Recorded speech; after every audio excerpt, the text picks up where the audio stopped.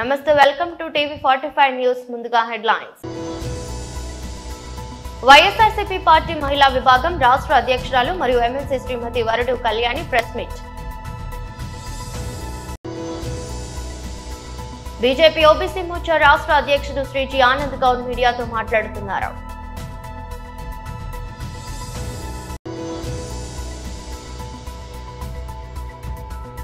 రానా దగ్గుబాటికి మరోసారి నోటీసులు జారీ చేసిన ఈడీ. వైఎస్ఆర్సీపీ పార్టీ మహిళా విభాగం రాష్ట్ర అధ్యక్షురాలు మరియు ఎమ్మెల్సీ శ్రీమతి వరదు కళ్యాణి ప్రెస్ మీట్ నిర్వహించారు. చంద్రబాబు నాయుడు గారు విజనరీ అని, 40 years ఇండస్ట్రీ అని, అభివృద్ధి ప్రదాత అని, సంక్షేమ సారథి అని, సంపద సృష్టికర్త అని, అలాగే దార్శనికుడు అని ఇలా మీరు చెప్తూ ఉంటారు. చంద్రబాబు నాయుడు గారే స్వయంగా నేనే సెల్ ఫోన్ కనిపెట్టాను, కంప్యూటర్ నేనే కనిపెట్టాను, హైదరాబాద్ నేనే కట్టానని చెప్తారు కదా. మరి చెప్పినప్పుడు ఇంత సంపద సృష్టించే కెపాసిటీ ఉన్న వ్యక్తి ఒక ఆడబిడ్డ నిధి ఇవ్వలేరా? ఆడబిడ్డ నిధికి సరిపోయిన నిధులు సమకూర్చలేరా అని నేను అడుగుతూ ఉన్నాను. ఈరోజు తీసుకుంటే 2 కోట్ల మంది మహిళలకి ఎన్నికల టైంలో ఆడబిడ్డ నిధి కింద నెలకి 1500 చొప్పున సంవత్సరానికి 18,000 రూపాయలు ఇస్తాను అని చెప్పి ఈ కూటమి ఎన్నికల టైంలో మేనిఫెస్టోలో పెట్టారు, హామీ ఇవ్వడం జరిగింది. అలా తీసుకుంటే నెలకి 3,000 కోట్లు అవసరం అవుతుంది. అలాగే ఏడాదికి 37,000 కోట్లు అవసరం అవుతుంది. గత ఏడాది అంతా ఎగ్గొట్టారు, ఇప్పుడు 2వ ఏడాదిలో కూడా ప్రవేశించడం జరిగింది. అలా తీసుకుంటే 75,000 కోట్ల రూపాయలు ఎగ్గొట్టడం జరిగింది. మరి ఎన్నికల టైంలో ప్రతి సభలో కూడా చంద్రబాబు నాయుడు గారు చెప్పారే, ఆడబిడ్డ నిధి కింద ఈ డబ్బులు ఇస్తాను, ఆడబిడ్డలు కష్టాల్లో ఉన్నారు, వాళ్ళ కష్టాలు తీర్చడానికి ఈ పథకాన్ని నేను ప్రవేశపెడుతూ ఉన్నాను అని చెప్పారే. అలాగే మీ ఎమ్మెల్యేలు అందరూ కూడా ఆ ఎన్నికల టైంలో బాండ్స్ పంచారే, గ్యారంటీ కార్డ్స్ ఇచ్చారే. రామానాయుడు గారు అయితే మరి చెప్పనే అవసరం లేదు. నీకు 15,000, నీకు 18,000, నీకు 36,000, నీకు 48,000 అంటూ ఇంటికి వెళ్ళిన ప్రతి ఇంట్లో కూడా చెప్పి వాళ్ళని మభ్యపెట్టిన సంగతి ఈ రాష్ట్ర ప్రజలు ఎవరూ మర్చిపోలేదే. అప్పుడు గుర్తులేదా? ఇవన్నీ అమలు చేయాలంటే ఆంధ్రప్రదేశ్ రాష్ట్రాన్ని అమ్మాలి అని ఇప్పుడు మీరు చెప్తున్న వ్యాఖ్యలు అప్పుడు మీకు గుర్తులేదా అని అడుగుతున్నాను. ఎందుకు లోకేష్ గారు యువగలం పాదయాత్రలు కూడా ఈ హామీలన్నీ ఇవ్వడం జరిగింది కదా, అప్పుడు గుర్తులేదా అని అడుగుతున్నాను. చంద్రబాబు నాయుడు గారు ఏం చెప్పారు ఎన్నికల టైంలో? వీడియోలు. బీజేపీ ఓబీసీ మోర్చా రాష్ట్ర అధ్యక్షుడు శ్రీ జి ఆనంద్ గౌడ్ మీడియాతో మాట్లాడుతున్నారు. మీడియా మిత్రులకు అందరికీ నమస్కారం. ఈరోజు బీజేపీ ఓబీసీ మోర్చా టీం మన బీసీ కమిషన్ చైర్మన్ నిరంజన్ గారిని కలిసి ఒక వినతి పత్రం సమర్పించడమైంది. ఈ రాష్ట్రంలో గురుకులాల పరిస్థితిపై. ఎందుకంటే గత సంవత్సరం కూడా గురుకులాలలో ఫుడ్ పాయిజన్ వలన, అక్కడ సౌకర్యాలు లేకపోవడం వలన, పాములు, తేళ్ళు, విషపురుగులు కలవడం వలన దాదాపు వివిధ కారణాలతోని 100 మంది, కొందరు ఆత్మహత్య, కొందరు అక్కడ పరిస్థితులలో పాముల వల్ల చనిపోవడం జరిగింది. అయినా పోయిన సంవత్సరం కూడా మేము అనేక రకాలుగా ప్రభుత్వంపై ఒత్తిడి తెచ్చి కనీసం సౌకర్యాలు మెరుగుపరచాలని ఎన్నోసార్లు విన్నవించడం జరిగింది. అయినా లాస్ట్ ఇయర్ జరిగిన విషయాన్ని దృష్టిలో పెట్టుకొని ఈ సంవత్సరం మొదట్లోనే మేము వెళ్ళి ప్రభుత్వానికి ఒక వినతి పత్రం ఇచ్చాం. ఈ సంవత్సరం అన్నా విద్యార్థుల ప్రాణాలతోని చెలగాట ఆడొద్దు. లాస్ట్ ఇయర్ కూడా వివిధ ఇబ్బందుల వలన విద్యార్థులు ఆత్మహత్యలు చేసుకున్నారు. ఫుడ్ పాయిజన్ వలన హాస్పిటల్లో చేరి కొంతమంది చనిపోయారు. కొంతమంది అక్కడ పరిస్థితులకు పాముల వల్ల కానీ చనిపోయారు. కాబట్టి ఈ సంవత్సరం ఆ పరిస్థితి రాకుండా జాగ్రత్త పడాలని ఈ గురుకులాలు ఈ సంవత్సరం ప్రారంభంలోనే వాళ్ళకి వెళ్ళి కలిసి మేము ఒక వినతి పత్రం ఇవ్వడం జరిగింది. కానీ దురదృష్టం మళ్ళీ ఈ వారం 10 రోజులలో రాష్ట్రంలో 10 మంది విద్యార్థులు, దాదాపు 7 మంది ఇప్పటికే చనిపోయారు. 2 నిమ్స్ హాస్పిటల్లో చికిత్స తీసుకుంటున్నారు. ఒకరి పరిస్థితి ఆందోళనకరంగా ఉన్నది, ఒకరికి 2 కాళ్ళు నడుము విరిగిపోయి హాస్పిటల్లో జాయిన్ అయింది. కారణం ఏంటంటే అక్కడ ముఖ్యంగా 3-4 కారణాల వల్ల ఈ గురుకులాలలో ఇబ్బంది జరుగుతున్నది. వీటిని మీరు పరిశీలించాలని, మీరు ప్రత్యక్షంగా కూడా పోయి తెలుసుకోవాలని, దీనిపైన ప్రభుత్వానికి మీరు ఒక నివేదిక ఇచ్చి ఈ పిల్లలను కాపాడడంలో బీసీ కమిషన్ ముందుండి నడిపేయాలని చెప్పి ఒక వినతి పత్రం ఇచ్చాం. ముఖ్యంగా దాదాపు 70% బీసీ గురుకులాలలో నీటి సౌకర్యం లేదు. వందలాది మంది, వేలాది మంది పిల్లలున్న గురుకులాలలో కూడా సరి అయిన నీటి సౌకర్యం లేకపోతే విద్యార్థులు ప్రొద్దున లేచినప్పటి నుండి సాయంత్రం రాత్రి వరకు కూడా ప్రతి విషయంలో వాళ్ళకి నీరు అవసరం. ప్రొద్దునే స్నానాలకు కానీ, ప్రొద్దున మరుగుదొడ్ల విషయంలో కానీ, వాళ్ళు బట్టలు ఉతుకోవడంలో కానీ నీళ్ళు లేవు. ఇక ఫుడ్ విషయం చెప్తే రాష్ట్రంలో ఎక్కడో ఒక దగ్గర ప్రతిరోజు ఫుడ్ పాయిజన్ వల్ల హాస్పిటల్లో చేరుతున్నారు. బెట్టింగ్ యాప్ కేసులో సినిమా దగ్గుబాటుకి ఎన్ఫోర్స్మెంట్ డైరెక్టరేట్ మరోసారి నోటీసులు జారీ చేసింది.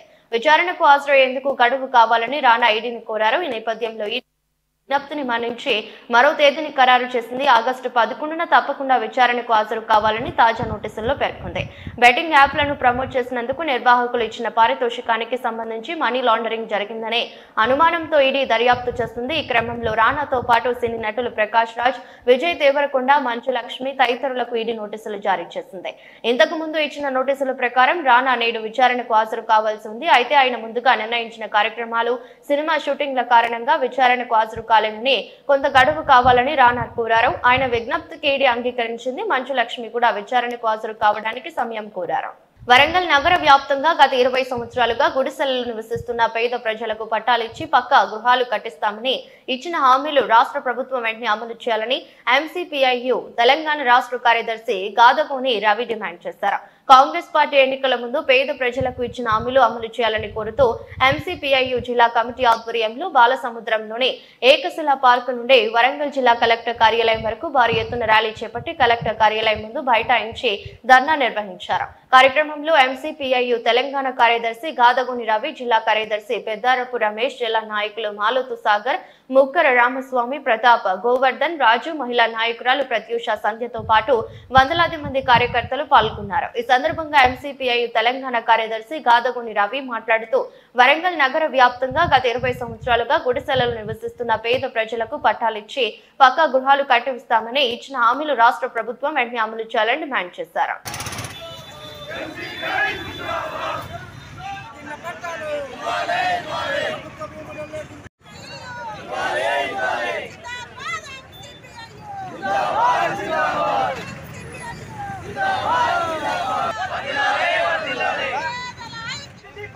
బతకడానికి కూడా, ఆ వెలుగులో ఉండడానికి కూడా ఈ బిడ్డవాసులు నోచుకోలేదని చెప్పి అర్థం చేసుకోవచ్చు.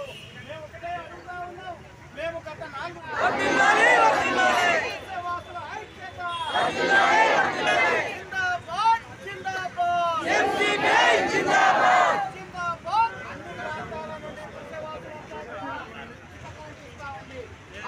కరెంటు కింద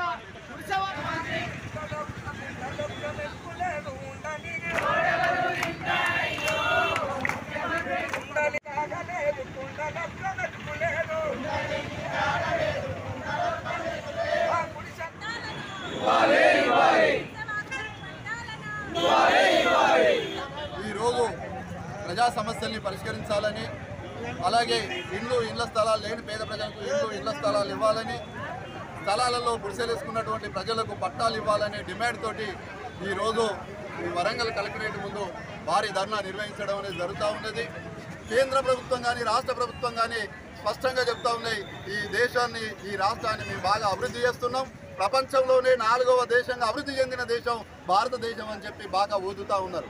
కానీ ఈరోజు వందలాది మందిగా కదిలొచ్చినటువంటి పేద ప్రజలను చూస్తే అర్థమవుతా ఉంది, ఇప్పటికీ నీడలేనటువంటి పేద ప్రజలు లక్షలాది మంది భారతదేశంలో ఉన్నారు.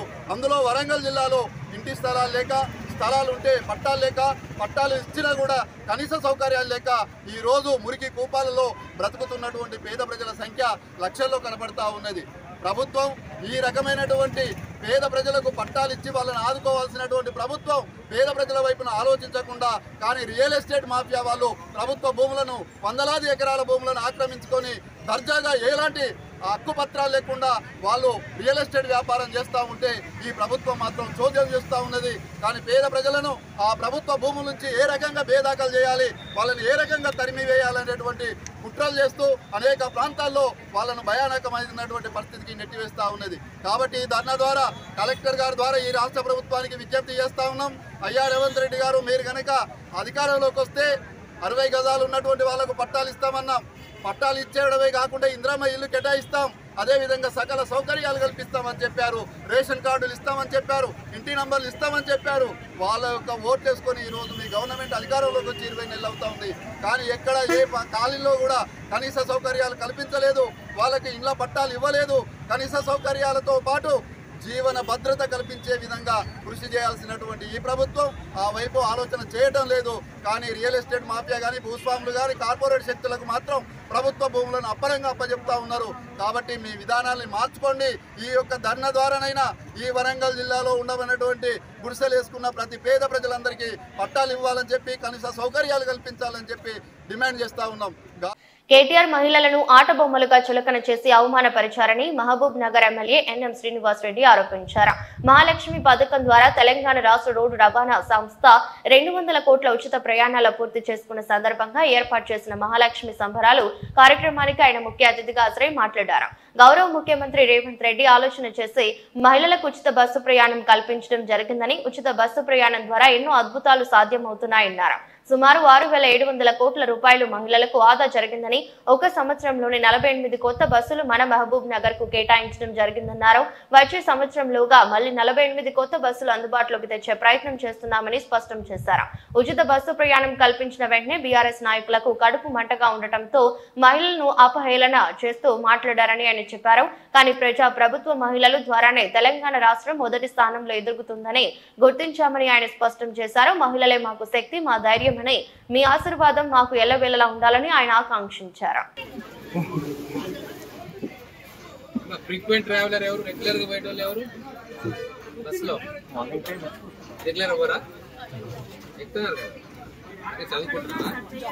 ఏడమ్మా హైదరాబాద్ ఫ్రీక్వెంట్ ట్రావెల్ చేస్తుంటారు. వీక్లీ ఎన్నిసార్లు పోతారు హైదరాబాద్?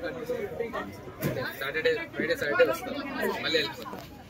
ఫ్రీ బస్ గురించి ఏమనుకుంటున్నారు? ఇంతకుముందు ఎంత అవుతుండే కిరాయి? ఎంత అవుతుండే మీ ఊరు నుంచి? అబ్బా మీరు తీస్తున్నారు 150 రూపాయలు. నాకు తీయండి, నేను పంపించాలి. అంటే ఇప్పుడు 150 పోనీ 300 అయింది. ఇప్పుడైతే ఫ్రీనే కదా. Very good, thank you.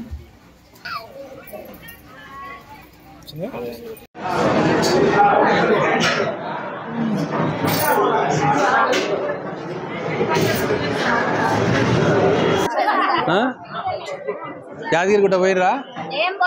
పోండి, మన గ్రూప్ వేసుకొని పోండి మంచిగా. ఆ రోజు వస్తేగా మళ్ళీ ఎవరు ఫాలో అప్ చేయలేదమ్మా, చేయాలి. నాకు గుర్తు చేస్తా ఉంటే పని అవుతా ఉంది. సరే సరే బాబు. భాగ్యలక్ష్మి ముందుకు రావాలమ్మా.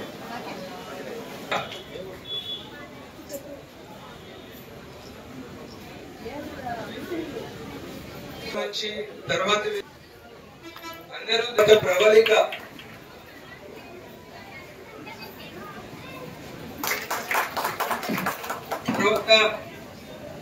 కొన్ని సంవత్సరాలు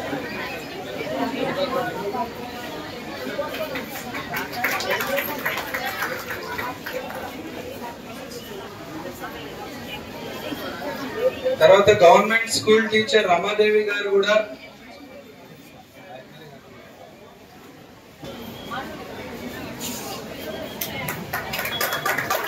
అలాగే గవర్నమెంట్ స్కూల్ టీచర్ విజయ్ గారు ముందుకు రావాల్సింది.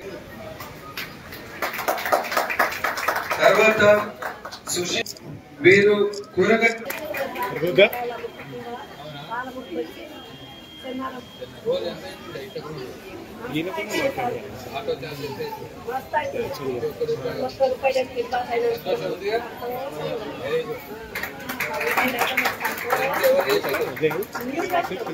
రేవంత్ రెడ్డి గారు కాంగ్రెస్ ప్రభుత్వం చేసి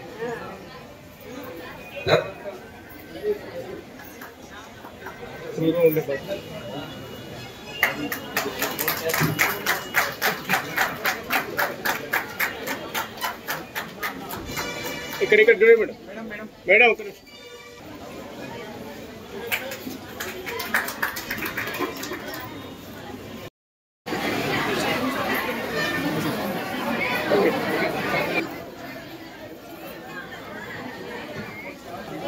ఒక నిమిషం అన్న ఒక నిమిషం. ముందుగా అతిథులకు మానవుల ఎమ్మెల్యే గారికి ఇన్ఛార్జ్ ఆర్ఎం గారు బొకే ఇవ్వాల్సిందిగా కోరుతున్నాం.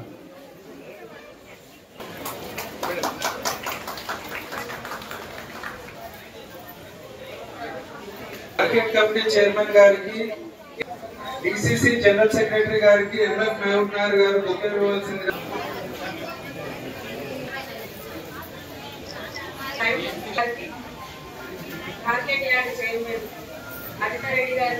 జరుగుతుంది. ఈ అవకాశాన్ని మాకు ప్రభుత్వం కల్పించినందుకు మేమందరము చాలా సంతోషపడుతున్నాము. అలాగే మహిళ ప్రతి దాంట్లో ఎదిగింది. కలెక్టర్గా, మినిస్టర్గా, పోలీస్గా, కానిస్టేబుల్గా అన్ని రకాలలో అన్ని రంగాల్లో ఉన్నారు. కానీ ఒక ఆర్టీసీ డ్రైవర్గా కూడా మన మహిళ ముందుకు రావాలని నేను అనుకుంటున్నాను. అందరూ ఖచ్చితంగా డ్రైవర్గా కూడా కావాలి, మనం బస్ నడిపియాలి, ఒక బస్ తీసుకోవాలని నా కోరిక. ఈ అవకాశాన్ని ఇచ్చిన పెద్దలందరికీ నా యొక్క ధన్యవాదాలు. గర్ల్స్ హై స్కూల్ కొనపాలెం నుంచి వచ్చాను. ఉచిత ఆర్టీసీ బస్సులు పెట్టినందుకు చాలా ఆర్టీసీ బస్సులు పెట్టడం వల్ల ఉద్యోగాలు చేసే ఉపాధ్యాయులకు, విద్యార్థులకు కూడా చాలా ఉపయోగంగా ఉంది. ధరించిన పెద్దవాళ్ళకందరికీ నమస్కారం. మేము కొన్నపాలెం స్కూల్ నుంచి వస్తున్నాము. నా పేరు భాగ్యలక్ష్మి. ఈ మహిళా ఉచిత ఆర్టీసీ బస్సులు పెట్టినందుకు మహిళలకందరికీ చాలా లాభంగా అవసరంగా ఉంది. పేదవాళ్ళకి, కూలి పని కష్టపడి కూలి పని చేసే వాళ్ళకి కూడా చాలా లాభంగా ఉంది. డబ్బు కూడా చాలా పొదుపు అవుతుంది. Thank you.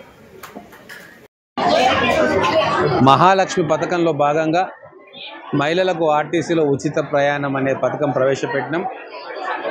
మా ప్రభుత్వం ఏర్పడిన 3-4 రోజుల్లోనే ఆ పథకాన్ని ఇంప్లిమెంట్ చేసుకున్నాం. ఈరోజు 16 నెలలు పూర్తి చేసుకున్న సందర్భంలో 200 కోట్ల ప్రయాణాలు మా మహిళలు చేసింది. దాదాపుగా 6,800 కోట్ల రూపాయలు మా మహిళలు ఆదా చేసుకున్నారు. అంతేకాకుండా చదువుల కోసం, ఉపాధి కోసం, వ్యాపారం కోసం, మార్కెటింగ్ కోసం మా మహిళలు దూర ప్రాంతాలకు కూడా ఆర్టీసీ బస్సులో చాలా సేఫ్గా, సునాయాసంగా ప్రయాణాలు చేసుకుంటున్నారు. ఇది ఒక పెద్ద విప్లవం. భారతదేశ చరిత్రలోనే ఇంత గొప్పగా ఆలోచన చేసి ఇంప్లిమెంట్ చేసిన ప్రభుత్వం లేదు. ఇది మా గౌరవ ముఖ్యమంత్రి రేవంత్ రెడ్డి గారికి, మా రవాణా శాఖ మంత్రి పొన్నం ప్రభాకర్ గారికి, మా కాంగ్రెస్ ప్రభుత్వానికే చెల్లింది. ఆర్టీసీ సిబ్బంది కూడా ప్రభుత్వం అమలు చేస్తున్న ఈ పథకాన్ని దిగ్విజయంగా అమలు చేయడానికి వాళ్ళు కూడా శాయశక్తులా కృషి చేసిండ్రు. మొదలు కొన్ని ఇబ్బందులు ఎదురైనా, రద్దీ విషయంలో కొద్దిగా విమర్శలు వచ్చినా వాటన్నిటినీ కూడా మెల్లమెల్లగా అధిగమిస్తూ ఈరోజు చాలా సాఫీగా మా పథకం అమలయ్యేలాగా ఆర్టీసీ సిబ్బంది శ్రమపడతా ఉన్నారు.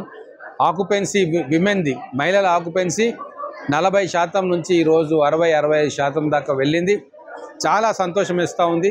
కొన్ని కోట్ల మంది మహిళల జీవితాలను బాగు చేయడానికి మా ఈ చిన్న స్కీమ్ ఉపయోగపడుతుంది. ఖచ్చితంగా మాది మహిళా ప్రభుత్వం. మహిళల అభివృద్ధి కోసం, వాళ్ళ అభ్యున్నతి కోసం ఇంకా అనేక పథకాలు వాళ్ళ కోసం ప్రవేశపెట్టబోతా ఉన్నాం. ఇందిరమ్మ ఇండ్లు కూడా మహిళల పేరు మీద పట్టాలు ఇస్తూ ఉన్నాం. వాళ్ళకు ఆర్టీసీ బస్సులను ఇస్తూ ఉన్నాం. పెట్రోల్ బంకులు పెట్టిస్తూ ఉన్నాం. క్యాంటీన్లు ఏర్పాటు చేస్తూ ఉన్నాం.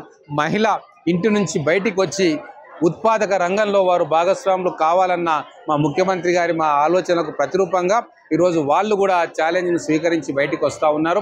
మన తెలంగాణ ఎకానమీని ముందు వరుసలో నిలిపేందుకు జనాభాలో సగభాగమైన మహిళలు వాళ్ళ వంతు కృషి వాళ్ళు చేస్తూ ఉన్నారు. అందుకు వాళ్ళందరినీ కూడా హృదయపూర్వకంగా అభినందిస్తూ ఉన్నా. Welcome back. వార్తలు ముగించే ముందు మరోసారి హెడ్లైన్స్. వైఎస్ఆర్సీపీ పార్టీ మహిళా విభాగం రాష్ట్ర అధ్యక్షురాలు మరియు MLC Srimathi Varudu Kalyani press meet. BJP OBC Morcha రాష్ట్ర అధ్యక్షుడు శ్రీ జి ఆనంద్ గౌడ్ మీడియాతో మాట్లాడుతున్నారు.